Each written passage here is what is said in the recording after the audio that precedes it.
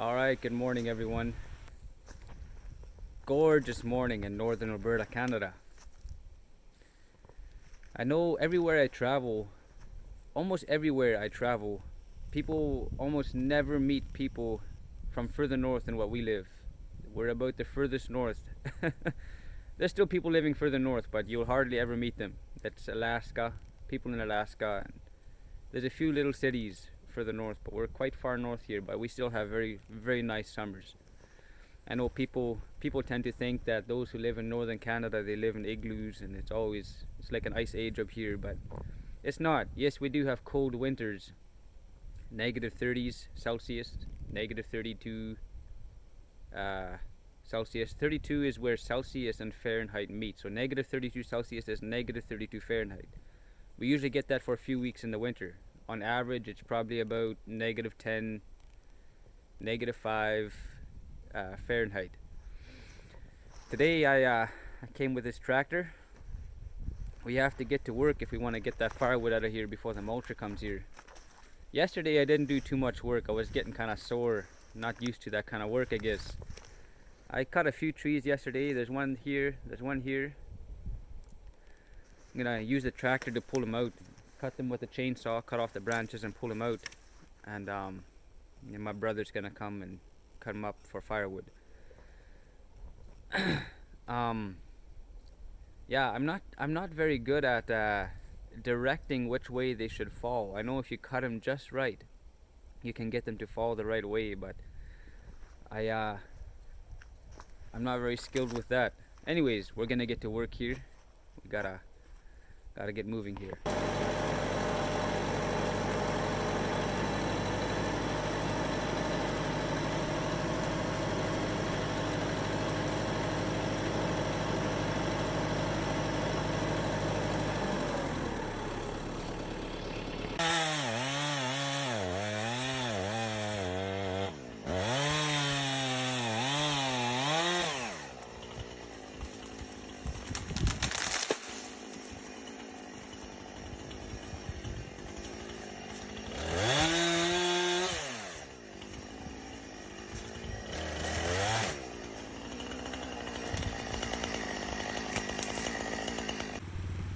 Hey folks, already we got this finished here.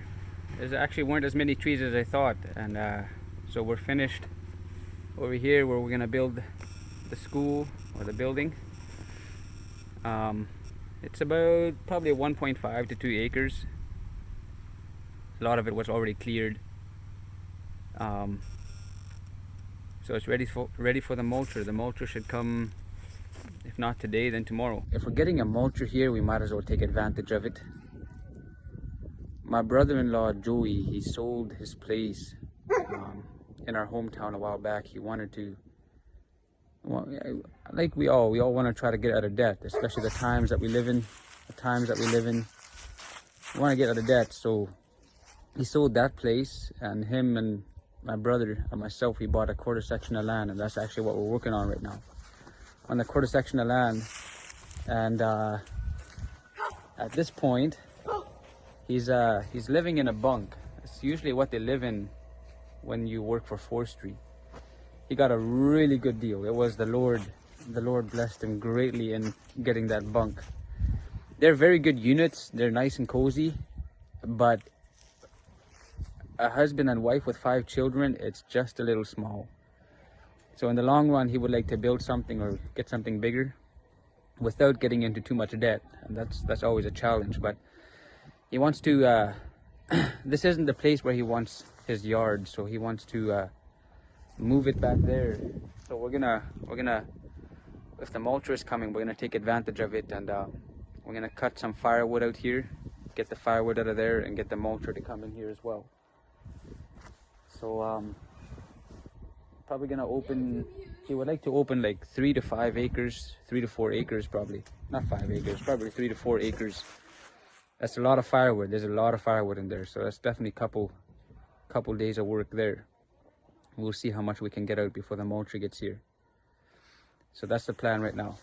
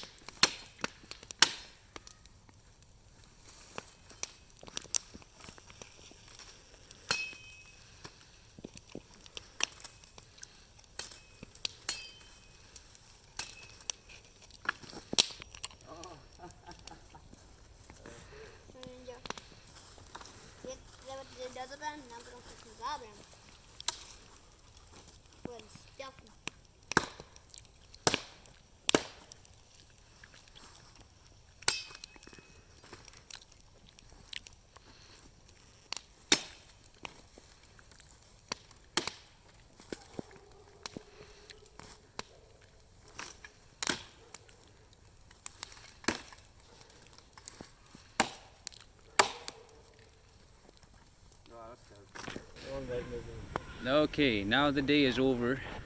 We got the children playing in the background. I don't know, you can't see the children. Let me see if I can zoom into the children.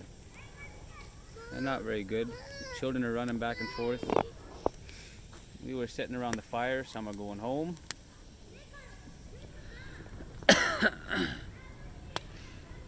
My family is laughing at me. That's okay. Yeah, we cut some trees, split some firewood as you saw, and now we're just burning some of the brush.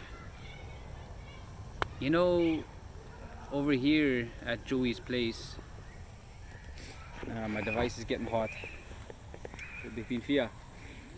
Over here at Joey's place, he's got a lot of big trees, and as I was cutting down the trees, some of them are budding. It looks very nice how some of the trees are budding. It kind of pains me to cut them down actually. Every time I saw they were budding and I was cutting them down, the last few trees already kind of pain me to cut them down. But you know, I thought about it. The forest really reflects the curse of sin. You know, it's sad to cut down these beautiful, gorgeous trees, huge trees, but the force is also selfish. There's a selfish aspect to the force. Everyone is reaching up to the light and they're all fighting and they're choking each other. They're choking each other and hindering each other from really reaching upward. You know, when I was down in the States, I learned that sometimes I saw this big vine growing up a tree, and I was told that the vine that grows up a tree, it's gonna grow up a tree and then it chokes the tree and the tree dies and the vine dies with the tree. So you see certain aspects of the curse obviously in the forest. To me it was also beautiful how the trees are budding. Okay.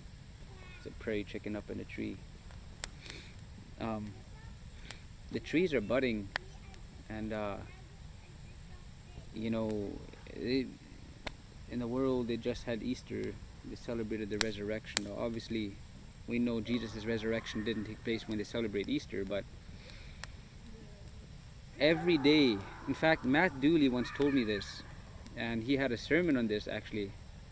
I didn't watch the sermon. I don't know if Matt Dooley watches this video or not, but I didn't watch the sermon, but I saw a snippet of it. And everything reminds you of the resurrection of Christ, or of the resurrection in general. You know, in the winter everything dies, and then in the summer it resurrects. Every single day you have a reminder of the resurrection. You go to sleep, and most of us don't even think what we're doing.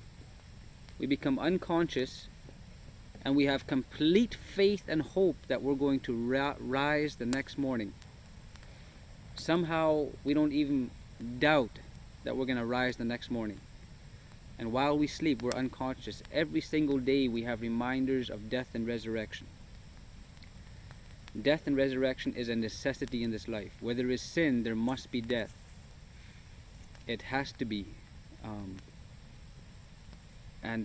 All of us have to experience death. If we don't experience the death of self now, we're going to experience death later without a resurrection. If we experience death now, we have a resurrection. Not just a resurrection at the coming of Christ, but right now we can rise to the newness of life. But if we do not die to self now, if self does not die now, then we will die later without a resurrection. Spiritual and physical resurrection.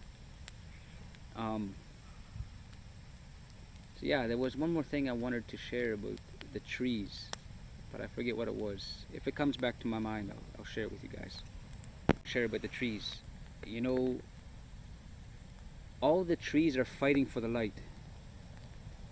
And as I said earlier, sometimes they're choking each other, and they're hindering each other from actually reaching the light.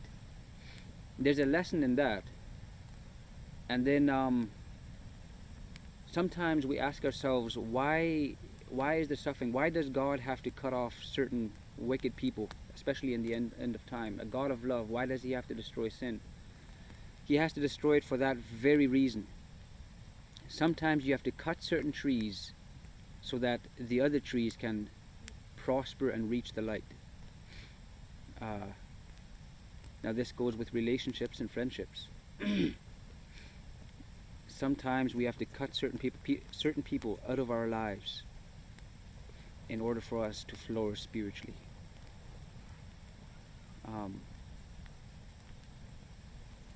Yeah, just some thoughts.